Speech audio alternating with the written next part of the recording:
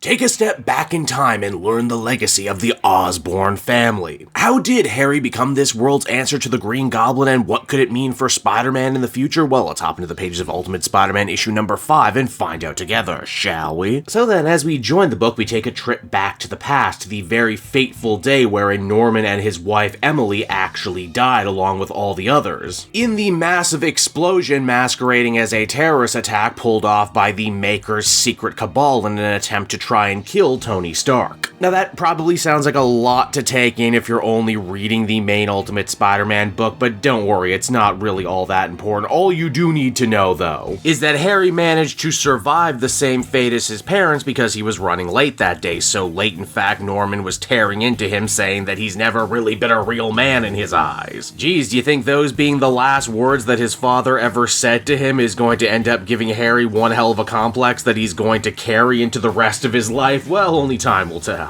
With Norman and Emily dead, things end up moving incredibly quickly. Ownership of the company, seats on the board, the considerable Osborn family fortune, they're all Harry's now. Well, Harry and his very supportive wife, Gwen's. It's not all peaches and cream, though. Harry might very well have inherited everything good from his father's vast empire, but he also ended up inheriting the bad stuff, too. Case in point, Harry finds himself summoned to a secret meeting with Wilson Fisk. To the outside world, this guy is an entrepreneur, a businessman, but in reality, he's so much more. Harry, due to his business connections with his father, knows full well that Wilson Fisk is actually the shadow governor of New York and the kingpin of Manhattan, as decreed by the Maker's secret cabal, aka the people who actually run the world. Also, you'll notice too in this new Ultimate Universe, due to the Maker's tinkering, they don't really have countries anymore, they have protectorates. And the old bosses of the North American Protectorate just so happen to be Tony Stark's father, Howard, but now he's dead too, which means what will be done with Stark Stane? Obadiah had no children, meaning that all of that control was ceded to Kingpin, but here's the twist, he doesn't want it. You see, Wilson fully admits he's no scientist, he has no idea what he actually inherited in Stark Stane Corp, and because of that, he's planning to sell it all off to Harry, hoping he can actually use his know-how to figure out what the hell exactly it is that the Stark family was hiding, even though it's gonna take a really long time to do just that. In fact, Harry and Gwen can't even get into the vault on their own. The thing is 6 inches deep of pure titanium. Well, not titanium, actually a special new metal that actively heals itself. Adamantium, maybe? To get inside the vault, Harry and Gwen even have to recruit a third conspirator in the form of an upstart young scientist by the name of, get this, Otto Octavius, who is not a schlubby little dude in this universe. At first, Harry and Gwen just assume that they were doing Kingpin's shit work for him, but they're only inside Howard Stark's vault for a few minutes when they slowly start to realize what exactly they have here. Not just the old Iron Man suits, not just arc power technology, but also Howard's own secret off-the-grid files. Ones that, you guessed it, actually detail the Maker's effect on this world and indeed history as a whole, meaning that Harry knows full well that it wasn't actually Tony who killed his father, but the very same cabal that is actively trying to put the screws to him now. How ironic. It's not long after that, Harry and Otto get to work trying to build the first Green Goblin suit. In a very short amount of time, Harry had himself state-of-the-art battle armor, a glider that made use of the same technology that allowed Iron Man to fly through the sky so easily, as well as hyper-advanced explosives that can actually change their yield. But none of those discoveries even came close to what Harry realized once he put on the helmet. The AI system that fed into all of Howard's tech provided him with a map. To what, you might be asking? Oh, just every other piece of Stark tech that's out there in the world right now, and guess what? More are activating every day. In fact, in a wonderful callback, we see Harry go out as the Green Goblin not long after Spider-Man had his first run-in with the Shocker, as we realize that Shocker's gauntlets are, you guessed it, also Stark tech. But Shocker's a total idiot, I hear you all saying. How the hell did he get his hands on Stark tech? Well, this is probably the biggest, most jaw-dropping twist yet. Shocker got the tech because Tony gave it to him. Well, maybe not directly. You see, Harry does a little bit more digging and he ends up finding a dead guy watching one of the same holo messages, like the one that Iron Lad had sent to Peter telling him that he had lived a special life on another Earth and that the Maker had stolen his future from him in an attempt to rework the a universe. This means that when Harry actually did meet Peter not long after their fight with Bullseye, he was filled with questions, and because Peter felt way too comfortable way too quickly, he was sure to open up to Harry that he did indeed get a message from a man who the whole world believes is now a terrorist, talking about special powers and lives that he had never lived. This actually ends up adding a really damn fascinating extra layer to this story. Spider-Man is told about all of his potential and an important life he lived elsewhere. Hell, even Shocker is implied to have been given tech to allow him to become the person he was always meant to be. But you know who didn't get a message though? Harry himself. Does that mean that he's not special? Does that mean he's not important? And if it does mean that, what's he gonna do now? Well, he's gonna do something about it and become a man like his father always told him to. Even if to do so, that means crossing some lines and stepping on some feet, including torturing Bullseye. Oh yeah, eye patch guy who's been hanging around Kingpin this whole time actually was Bullseye, everyone. I know we couldn't tell because he had a full mask on, but yeah, that's him and not actually Don Rigoletto like I thought. Harry, in an attempt to further understand all of this crazy advanced technology that's now circulating around the world, was sure to skin Bullseye's suit off his body, which, you guessed it, is also made of super advanced crazy metal, the likes of which he's never actually seen before. The craziest part is that Bullseye himself isn't even shook. In fact, he admits that he kind of liked the pain. He's also not scared of the Green Goblin or Harry at all, saying that there's a very good reason heroes never actually became a thing in this universe, because guys like him, guys like the Kingpin, actively went out of their way to make sure that heroes got stomped out in their infancy. But now, thanks to Harry, and especially because of Peter, heroes are actively becoming a thing now in this universe, and it looks like they're not going to be stopping anytime soon. And so that was Ultimate Spider-Man issue number 5, everybody. Another really fascinating, really interesting, really layered superhero story courtesy of Jonathan Hickman. This issue, more than just about anything else, actually deals with the Maker and the whole creation myth of this universe and the real kind of meta story that Hickman is playing with, which again, if you're reading all the other Ultimate comics, it's going to be really rewarding to see all the connective tissue here. And even if you are just reading Ultimate Spider-Man, you're probably only going to be confused for about a minute because the really important things, you know, are pretty simple to grasp. This is a really damn fascinating interpretation of Harry as a character too. I feel Harry's a guy that everyone has really liked, but someone that the comics struggled to actually find new and interesting stuff for him to do for years that didn't just involve him becoming the Green Goblin again. Here, Harry has a real rich internal life, a gray sense of morality, and more that drives him than just, oh, I want my father to love and respect me. Hickman also really seems to be exploring this whole what makes a hero concept for this new universe. Spider-Man became a hero because Peter felt that he always should have been more, and then it was ultimately revealed to him that yes, you were meant for more. Well, Harry actively strives to be a hero and to strike back against the Maker's cabal, even though he does so in some ways that are ultimately really unheroic. You just know his relationship with Peter probably can't last forever and is certainly going to end up exploding in both their faces sooner rather than later, and I really can't wait to see how all of that ends up shaking out. Overall, I think I'd feel comfortable giving this one another very positive 8.5 out of 10. Ultimate Spider-Man stays winning, what can I say?